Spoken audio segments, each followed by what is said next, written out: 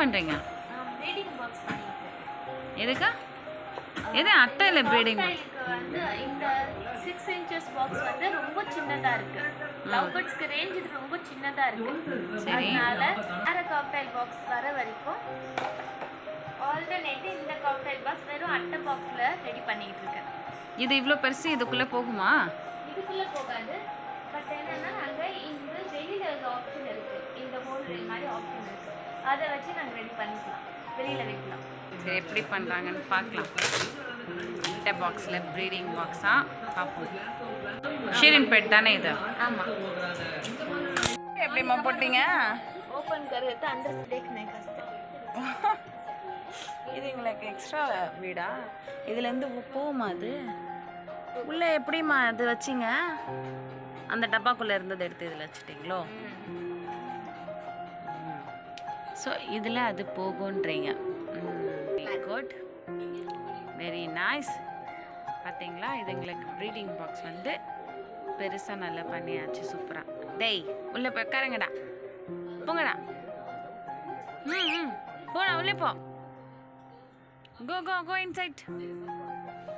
அட்டை பாக்ஸ்லேயே நல்லா பாருங்கள், சூப்பராக வந்துட்டு ப்ரீட் பாக்ஸ் வந்து ரெடி பண்ணி இதில் அட்டாச் பண்ணியாச்சு. ஸோ நல்லா பெருசாகவும் இருக்குது.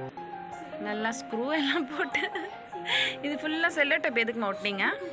ஏன்னா அது கிழிச்சிக்கிட்டு வரக்கூடாதுன்னு. கிழிச்சிக்கிட்டு வரக்கூடாதுன்னா 2-3 பாக்ஸ் உள்ள இருக்கு, அட்டைங்க உள்ள இருக்கு. ஓ, அதை வச்சு ரேப் பண்ணதால தான் அது ஸ்ட்ராங்காக இருக்கு. அதுவும் எல்லாமே இது ஃபுல்லாக கடிச்சிடுது இல்லை? இந்த பேப்பர் எல்லாம் கடிச்சு துப்புது. ஏன்டா இப்படி பண்ணுறீங்க? பேப்பரை பார்த்தாலே கடிச்சு துப்புறதால நல்லா ரேப் பண்ணி வச்சிருக்கோம், ஸ்ட்ராங்காக இருக்கு. ப்ரீட் பாக்ஸ் உங்களுக்கு ரெடி ஆயிடுச்சா? கடிக்கக்கூடாது. கடிக்க வருது பார்த்தீங்களா? எப்படி பயம் கொடுக்குது எனக்கு. இப்படியா? எப்படி? ரொம்ப ரொம்ப ரொம்ப ரொம்ப ரொம்ப ஆயிட்டீங்க, ரொம்ப ஆயிட்டீங்கடா. ஹே காய்ஸ், அஸ்ஸலாமு அலைக்கும். எல்லோரும் எப்படி இருக்கீங்க? Hope you all are good. அல்ஹம்துலில்லாஹ், நாங்களும் நல்லாயிருக்கும். ஸோ இன்றைக்கி என்ன வ்ளாக் பார்த்தீங்கன்னா, அன்றைக்கி மார்னிங் எந்திரிச்சதோட ஜெயிலோ நைலா கிட்ட கொஞ்சம் நேரம் ஸ்பெண்ட் பண்ணிவிட்டு அவங்களுக்கு ப்ரீட் பாக்ஸ் எல்லாம் ரெடி பண்ணிவிட்டு அப்புறம் அன்றைக்கி வந்து அக்கா வீட்டில் வந்து லன்ச் எங்களுக்கு. ஸோ அங்கே கிளம்பிட்டோம். ஸோ அன்றைக்கி டே ஃபுல்லாக அக்கா வீட்டில் தான் இருந்தோம். ஸோ அங்கே என்னென்னலாம் சாப்பிட்டோம், இங்கே என்ன என்ஜாய் பண்ணோம் அப்படின்றது இந்த வ்ளாகில் ஷேர் பண்ணுறேன். அண்ட் இது வந்து ஒரு நாளோடைய வ்ளாக் இல்லை. ஸோ நான் சென்னையில் இருந்த ஒரு 1 வீக்கில் வந்து சின்ன கிளிப்ஸ் எல்லாமே இதில் ஆட் பண்ணியிருக்கேன். ஸோ பாருங்கள், இப்போ வந்து அக்கா வீட்டுக்கு வந்தாச்சு.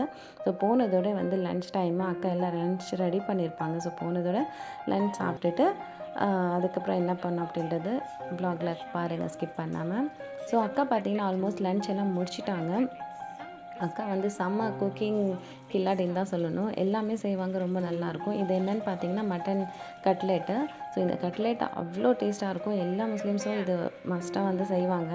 நாங்கள் வந்து இது ஷாமியா அப்படின்னு சொல்லுவோம். இது பீஃபில், மட்டனில், சிக்கனில் எல்லாத்துலேயும் செய்வாங்க.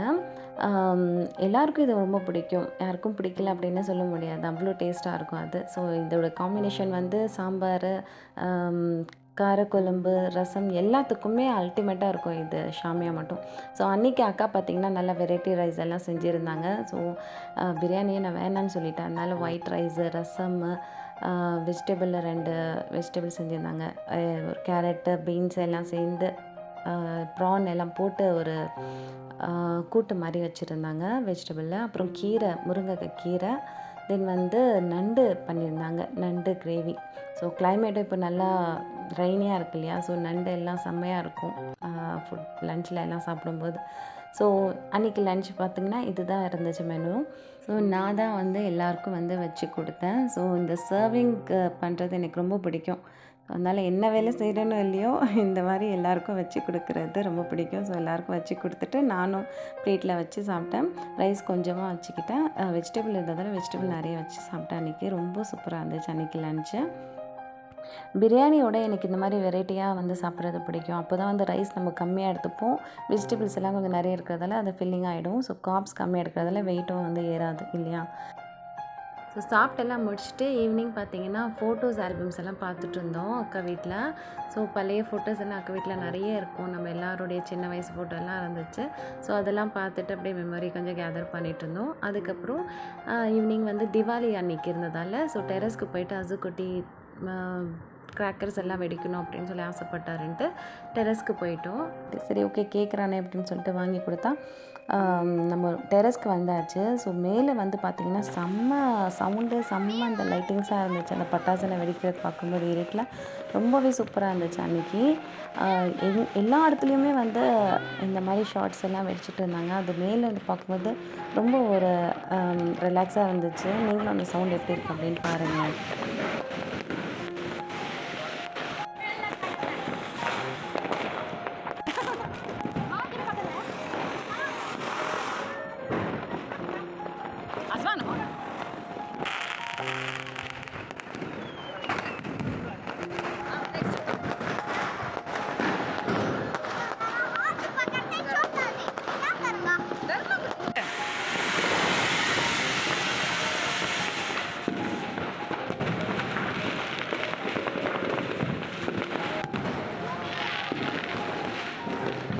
அசுக்குட்டி வந்து ரொம்ப ஆசைப்பட்டு அடம் பிடிச்சி கேட்டார். வாங்கி கொடுத்தா ஒன்று கூட அவர் வெடிக்கவே இல்லை. கடைசியில் வாங்கின எல்லாமே வந்து அக்கா பொண்ணு நான் இந்த மாதிரி தான் வந்து வெடித்து காலி பண்ணோம். ஜஸ்ட்டு இந்த ஜாட்டியும் சுறுசுறு பற்றி தான் அவர் வந்து சுற்றிக்கிட்டு இருந்தான். அதுவே வந்து அவருக்கு ரொம்ப பயம். ஜாட்டி இப்படி பிடிக்கிறான், அது பாதியிலே வந்து கீழே போட்டுடுறான். ஸோ எல்லா பசங்களும் இப்படி தான் மோஸ்ட்லி கேட்பாங்க. பட் வந்து அது ரொம்ப பயப்படுவாங்க. எனக்குமே சின்ன வயசுலலாம் இது வெடித்தது உண்டு. அதுக்கப்புறம் ரொம்ப வருஷம் எனக்கு பயம் ஆயிடுச்சு. ஒரு வாட்டி அந்த புஷ்பானம் வந்து வெடிச்சிடுச்சு. அதுலேருந்து அது கிட்டேயே போகிறதில்ல. ஸோ ரொம்ப வருஷத்துக்கு அப்புறம் இப்போ தான் வந்து ஒரு 2-3 இயர்ஸ் தான் அசுக்குட்டிக்காகவே கொஞ்சம் அவர் கூட விளையாடுறது இந்த பட்டாசெல்லாம். ஆனால் மேலே வந்து அன்றைக்கி பார்க்கும்போது சீரியஸ்லி அந்த ஃபுல்லாக எல்லா இடத்துலையும் சுற்றி சரௌண்டிங் ஃபுல்லாக அந்த சவுண்டு எனக்கு என்ன அவ்வளோ பிடிச்சிருந்துச்சு. பீஸ் எனக்கு அது எப்படி சொல்கிறது, அந்த சவுண்டெல்லாம் எனக்கு சம்டைம்ஸ் ஸ்ட்ரெஸ்ஸாக இருந்துச்சுன்னா இந்த மாதிரி சவுண்டெல்லாம் கேட்டால் ரிலாக்ஸாக இருக்கும் அப்படின்னு சொல்லுவாங்கள்ல, அந்த மாதிரி அன்றைக்கி இந்த ஷார்ட்ஸு சவுண்டு பட்டாசு சவுண்டெல்லாம் அட் ஏ டைம் எல்லா இடத்துலையும் வந்து கேட்கும்போது அது என்னவோ ரொம்ப கொஞ்சம் ஜாலியாக இருந்துச்சு. மற்றபடி தீபாவளி எல்லாம் கொண்டாடணும் அப்படின்னு சொல்லி எல்லாம் இது கிடையாது. ஜஸ்ட் ஃபார் பசங்களுக்காக நம்ம கொஞ்சம் நேரம் அன்றைக்கி டெரஸில் நல்லா என்ஜாய் பண்ணிவிட்டு அதுக்கப்புறம் அக்கா வீட்டிலேருந்து கிளம்பிட்டோம். ஸோ அன்றைக்கி டே இப்படி தான் போச்சு. நாங்கள் வந்து கொஞ்சம் நேரத்துக்கு அப்புறம் ஃப்ளாட்டில் இருக்கிற நிறைய பேர் வந்து பசங்களோட வந்து அங்கே தான் வந்து வெடிச்சிட்டு இருந்தாங்க பட்டாசெல்லாம். அவங்க தீபாவளியை செலிப்ரேட் பண்ணிகிட்டு இருந்தாங்க. ஸோ அதுவுமே கொஞ்சம் நேரம் நின்று பார்த்துட்டு இருந்தேன். இந்த மாதிரி கலராக அந்த ஸ்பார்க்லிங் பட்டாசெல்லாம் பார்க்கும்போது என்னவோ கொஞ்சம் மைண்டு நல்லா ஒரு ரெஃப்ரெஷ்ஷாக இருந்துச்சு. பார்க்குறதுக்கு அழகாக இருந்துச்சு அது. ஸோ எனக்கு அதெல்லாம் பார்த்து ரொம்ப ஹாப்பியாக இருந்துச்சு. நல்ல ஸ்டார்ஸ் மாதிரி ஸ்பார்க் ஆகிறதெல்லாம் பாருங்களேன், எனக்கு ரொம்ப பிடிச்சிருந்துச்சு அன்றைக்கி. அதை பார்த்துட்டு கொஞ்சம் நேரம் ரசிச்சுட்டு இருந்தேன். அதுக்கப்புறம் அசுக்குட்டியும் வந்து கொஞ்சம் குட்டி குட்டி பட்டாசெல்லாம் எப்படியோ ஒரு வேலையாக வச்சுட்டாரு. ஸோ இப்படி தான் எங்களுக்கு அன்றைக்கி டே போச்சு. அதுக்கப்புறம் நைட்டு வீட்டுக்கு வந்துட்டோம், அம்மா வீட்டுக்கு. ஸோ அங்கே வந்ததோட பார்த்திங்கன்னா ஜூலாவும் நைலாவும் ரொம்ப கொஞ்சம் கோவமாக இருந்தாங்க. ஏன்னா வீட்டில் யாருமே இல்லை, நம்ம லைட்ஸ் எல்லாம் ஆஃப் பண்ணிவிட்டு போயிட்டோம் அப்படின்னு சொல்லிட்டு கொஞ்சம் கோவமாக இருந்தாங்க. ஸோ அவங்க கூட கொஞ்சம் நேரம் பேசிட்டு இருந்தோம். அப்புறம் மார்னிங்கே மறுபடியும் எந்திரிச்சு வந்ததோட நேராக மார்னிங் டு நைட்டு இவங்க கூட தான் ஸ்டார்ட் ஆகுது, எனக்கு இவங்க கூட தான் எண்ட் ஆகுது அப்படின்ற மாதிரி அம்மா வீட்டில் இருக்கிற வரைக்கும் இவங்க கூட நல்லாவே வந்து எனக்கு மனசு ஒட்டி போச்சு. எனக்கு ரொம்ப பிடிச்சி போச்சு. ஸோ நானுமே கேட்டிருக்கேன் எனக்கும் வேணும் அப்படின்னு சொல்லிட்டு. ஸோ அம்மா சொன்னாங்க இது குட்டி போட்டால் தரேன் அப்படின்னு சொல்லிட்டு. ஏன்னா அந்த அளவுக்கு அழகாக அதை நம்ம பேசும்போது நம்ம கூடயே பேசுது. ஸோ குழந்தைலேருந்தே பழகுனா இன்னும் நல்லா பேசுமா இது. அதான் அந்த மாதிரி தான் வந்து மார்னிங்காக அன்றைக்கி செம்ம மழை வீட்டு. ஈவினிங் பார்த்திங்கன்னா ஏதாச்சும் பண்ணலாம் அப்படின்னு சொல்லி அம்மா சொன்னாங்க. அப்போ நான் சொன்னேன் எனக்கு தெக்கடை வேணும் அப்படின்னு சொன்னேன். இந்த ரெசிபி யாருக்கெல்லாம் தெரியும்னு எனக்கு தெரியாது, யாரெல்லாம் சாப்பிட்ருக்கீங்கன்னு எனக்கு தெரியல. நிறைய பேர் இது வந்து முஸ்லீம்ஸ் தான் மோஸ்ட்லி செய்வாங்க. ஸோ இது யாரெல்லாம் சாப்பிட்ருக்கீங்களோ எனக்கு கமெண்ட்டில் சொல்லுங்கள். எனக்கு ரொம்ப பிடிக்கும் இது. நான் பாண்டிச்சேரியில் தனியாக இருக்கும்போது மோஸ்ட்லி நான் செய்ய மாட்டேன். இந்த மாதிரி அம்மா வீட்டுக்கு போனால் தான் நான் வந்து கேட்பேன். எல்லோரும் சேர்ந்து இருக்கும்போது தான் அது சாப்பிட்றதுக்கு எனக்கும் பிடிக்கும். ஸோ அது வந்து அரிசி மாவில் தான் செய்வாங்க. அரிசி மாவில் வந்து நல்லா சுடு தண்ணி போட்டு நல்லா மிக்ஸ் பண்ணிவிட்டு அப்புறம் மட்டன் அண்ட் எலும்பும் சேர்த்து பண்ணுவாங்க இதை. அப்புறம் தலைக்கறியும் போடுவாங்க இதில், சிக்கன்லேயும் பண்ணுவாங்க. பட் ரொம்ப டேஸ்ட் அல்டிமேட்டாக இருக்கணும். ஆனால் தலைக்கறியும் மட்டனும் சூப்பராக இருக்கும் டேஸ்ட்டு. ஸோ மட்டன் கொஞ்சம் அப்புறம் எலும்போடு சேர்ந்து நிறைய எலும்பு இருக்கணும், அப்போ தான் அது டேஸ்ட்டு சூப்பராக இருக்கும். அது அம்மா வந்து இப்படி தான் பண்ணாங்க அன்றைக்கி. நல்ல எலும்பு வந்து தனியாக வேக வச்சுட்டுங்க குக்கரில் போடாமல். அதுக்கப்புறம் பிரியாணி மசாலா மாதிரி தான் சேமாக வந்து எல்லாமே அது ப்ரொசீஜர் பண்ணணும். பட் அரிசிக்கு பதிலாக அரிசி மாவில் வந்துட்டு இது மாதிரி ஃபுல்லாக நீட் பண்ணிவிட்டு அது கையில் வந்து உள்ளங்கையில் வச்சு இப்படி வளட்டி அது இந்த ஷேப்பில் பண்ணுவாங்க. நான் காட்டுறேன். அந்த ஷேப்பில் பண்ணி ஃபுல்லாக தட்டில் நிறைய வச்சுப்பாங்க. அது என்னால் வீடியோலாம் ஷூட் பண்ண முடியல. ஏன்னா அது நிறைய வேலை அது. ஸோ 2-3 பேர் இருந்தால் தான் அது சீக்கிரம் செய்ய முடியும் அப்படின்றதால நான் அம்மாவுக்கு நிறைய ஹெல்ப் பண்ணிட்டு இருந்தேன் அன்றைக்கி. ஸோ கட்டெல்லாம் பண்ணி கொடுத்துட்டு இருந்தேன். ஆஸ் யூஷுவல் பிரியாணி மசாலா அது மாதிரி தான். எண்ணெய் போட்டுட்டு பட்டை, கிராம்பு, ஏலக்காய், அப்புறம் வெங்காயம்லாம் போட்டு நல்லா சாட்டே பண்ணிவிட்டு வெங்காயம் ப்ரௌன் ஆனதுக்கப்புறம் அப்புறம் நெக்ஸ்ட்டு ஒன்று ஒன்றா போட்டுடணும். தக்காளி, பச்சை மிளகாய், இஞ்சி பூண்டு, தென் கொத்தமல்லி, புதினா, அப்புறம் தயிர், மிளகாத்தூள், மஞ்சத்தூள் இதெல்லாம் போட்டு நல்லா வந்து பிரியாணிக்கு பண்ணுற மாதிரியே சேம் வந்து பண்ணிடணும். தயிர் எல்லாம் கொடுக்கணும். எல்லாமே வந்து சேம் பிரியாணியோடைய ப்ராசஸ் தான் இதில். ஸோ அதை டீட்டெயிலாக ஒரு நாள் நான் ரெசிபி மாதிரி ஷேர் பண்ணுறேன். பட் நாங்கள்லாம் செய்கிறதோட அது அம்மா கையில் தான் சாப்பிட்ணும். அம்மா அவ்வளோ சூப்பராக பண்ணுவாங்க. எப்போ செஞ்சாலும் அம்மா ஒரே டேஸ்ட்டில் வரும் அவங்க கைக்கு மட்டும்.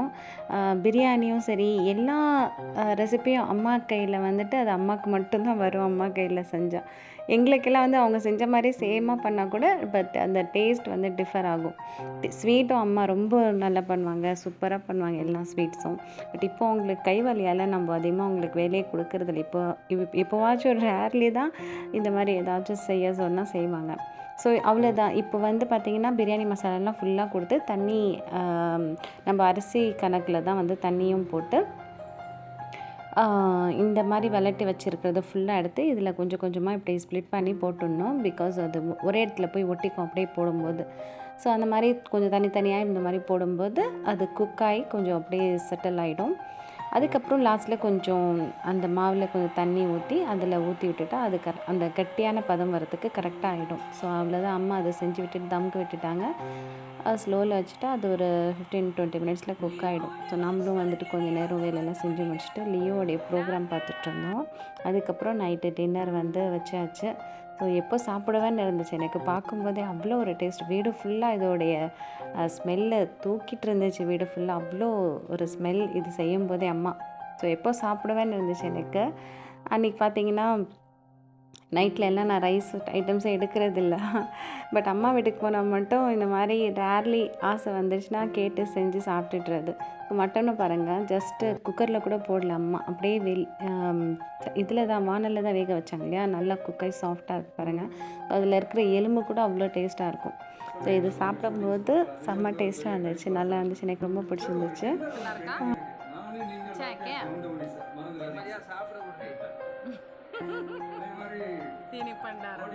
The next day. ஸோ நானும் தம்பி எப்போவுமே இப்படி தான் பேசிக்கிட்டு ஃபன் பண்ணிகிட்ருப்போம். ஒரு ஈக்குவல் ஏஜ் மாதிரியே நம்ம வந்து ஒரு ஃப்ரெண்ட்லியாக இருந்துருவோம் எப்போவுமே. ஸோ அன்றைக்கி பார்த்திங்கன்னா நெக்ஸ்ட் டே வந்து செம்ம மழையாக தான் இருந்துச்சு. ஸோ ஆஃப்டர்நூன் எல்லாம் வீட்டில் சாப்பிட்டுடுவான் தம்பி. நைட் ஆனால் மட்டும் அவனுக்கு கிரேவிங்ஸ் வந்துடுச்சுன்னா ஹோட்டல் போனோன்னா ஹோட்டலுக்கு போகலாம் அப்படின்னு சொல்லிட்டு கூட்டிகிட்டு போயிடுவான். ஸோ அன்றைக்கி பார்த்திங்கன்னா மழையாக இருக்குது, பிபிக்யூ சாப்பிட்ணும் போல் இருந்துச்சு, சிக்கன் பெப்பர் பாபிக்யூ. ஸோ வீட்டுக்கு பக்கத்துலேயே வந்துட்டு ரெஸ்டாரண்ட் இருக்குது. ஸோ பை வாக்லேயே அப்படியே போகலாம், ஒரு 4 பில்டிங் தள்ளி. ஸோ இந்த ரெஸ்டாரண்ட் புதுசாக ஓப்பன் ஆகிருக்கு, கோஸ்டல் டேஸ்ட் அப்படின்னு சொல்லிட்டு. ஸோ பிபிக்யூ நல்லாயிருக்கும், ட்ரை பண்ணலாம் போயிட்டு அப்படின்னு சொல்லிட்டு கிளம்பி வந்தாச்சுங்க. பார்த்திங்கன்னா அன்றைக்கி ரெயின் சீசன்னாலையா என்னன்னு தெரியல, கூட்டமே இல்லை, ரொம்ப கொஞ்சம் வேக்கண்ட்டாக தான் இருந்துச்சு. எங்களுக்கு இது ஃபர்ஸ்ட் டைம் இந்த ஹோட்டலுக்கு வர்றது. இதுக்கு முன்னாடி இது தாவத் அப்படின்ற ஒரு ரெஸ்டாரண்ட் இதே இடத்துல தான் இருந்துச்சு. அது என்ன ரீசன் தெரியல, அவ்வளோ நல்லாயிருக்கும் அங்கே டேஸ்ட் எல்லாமே. பிபிக்கு சொல்லவே வேணாம், அவ்வளோ சூப்பராக அல்டிமேட்டாக இருக்கும். பட் அது அன்ஃபார்ச்சுனேட்லி எடுத்துட்டாங்க. ஏன் எடுத்தாங்கன்னு தெரியல. அதை எடுத்துகிட்டு தான் இப்போ வேறு ஒரு ஹோட்டல் வந்திருக்கு. ஸோ இங்கே வந்து நம்ம ஃபர்ஸ்ட் டைம் இது தான் வரும். மழை இருக்கிறதால வேறு எங்கேயும் போக முடியாது ஹோட்டலை விட்டால், அதனால ஹோட்டலுக்கே கிளம்பி வந்துட்டோம். ஓகே, உள்ளே போனால் யாருமே இல்லை அன்றைக்கி, ரொம்ப வேக்கண்ட்டாக இருந்துச்சு. நம்ம மட்டும் வந்து மாட்டிக்கிட்டோமோ அப்படின்ற மாதிரி இருந்துச்சு.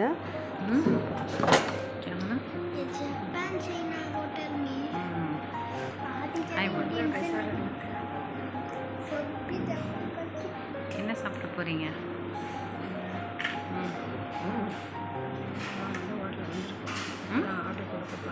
என்ன வேணும் உங்களுக்கு? பார்க்குறாங்களே, நீங்கள் என்ன சாப்பிட்றீங்க அதை சொல்லுங்கம்மா. எனக்கு வந்து நான்வெஜ் அதிகமாக பிடிக்காது. அது எது இருக்கோ அதை தான் சாப்பிட்றேன். ஓகே, சாப்பிட போகிறீங்க ஷிரின்? இப்போ எனக்கு ஐடியா இல்லை. இப்போ எனக்கு ஐடியா இல்லை. சரி, நம்ம பார்த்து சல்மான் ஆர்டர் கொடுக்கட்டும். ஸோ பார்க்கலாம். கோஸ்டல் டேஸ்ட்டாக பார்ப்போம், டேஸ்ட் எப்படி இருக்குது அப்படின்னு சொல்லிட்டு. அசுவா உங்களுக்கு என்ன வேணும்? No burger no. ஓகே பாப்போம். बीबी है सलमान? बीबी की இருக்கா? I wanted me this one. Hand wash. Barbecue மட்டும் சாப்பிட்ணும் அப்படின்ற ஒரு மைண்ட் செட்டில் தான் இங்கே வந்தோம். ஆனால் அன்றைக்கி பாபிக்யூ இல்லைன்னு சொன்னதால் சரி ஓகே ஷவர்மா இருந்துச்சு, பிளேட் ஷவர்மா ஆர்டர் பண்ணியிருந்தோம். அந்த ஷவர்மா அப்புறம் வந்து ருமானி ரோட்டி அப்புறம் prawn gravy and mutton gravy இந்த மாதிரி ஆர்டர் பண்ணியிருந்தோம். அந்த கிரேவி வந்து அவங்க ஸ்டைல், அதாவது கேரளா ஸ்டைல் மாதிரி இருந்துச்சு. ஸோ அது மாதிரி கொஞ்சம் வெரைட்டியாக ஆர்டர் பண்ணி அன்றைக்கி சாப்பிட்டுட்டு கிளம்பிட்டோம். பட் அன்றைக்கி எனக்கு சாட்டிஸ்ஃபேக்ஷனே இல்லை. கிரேவி எல்லாம் நம்மளுக்கு பிடிச்ச ஒரு டேஸ்ட்டு மாதிரி தெரியல எனக்கு. பட் தம்பி வந்து அவனுக்கு கொஞ்சம் ஓகே பிடிச்சிருந்துச்சுன்ற மாதிரி சாப்பிட்டோம். ப்ரான் கிரேவியும் மட்டன் கிரேவி அண்ட் அந்த இது ருமானி ரொட்டி வந்து கொஞ்சம் சாஃப்டாக நல்லா இருந்துச்சு. ஸோ அப்புறம் grill ஆர்டர் பண்ணோம். grill அந்தளவுக்கு டேஸ்ட்டு எனக்கு பிடிக்கல. சரி ஓகே, வந்ததுக்கு வேறு வழி இல்லாமல் சாப்பிட்டுட்டு அன்றைக்கி கிளம்புனோம். ஸோ அவ்வளோதான், இந்த வீடியோவும் இதோட எண்ட் ஆகுது.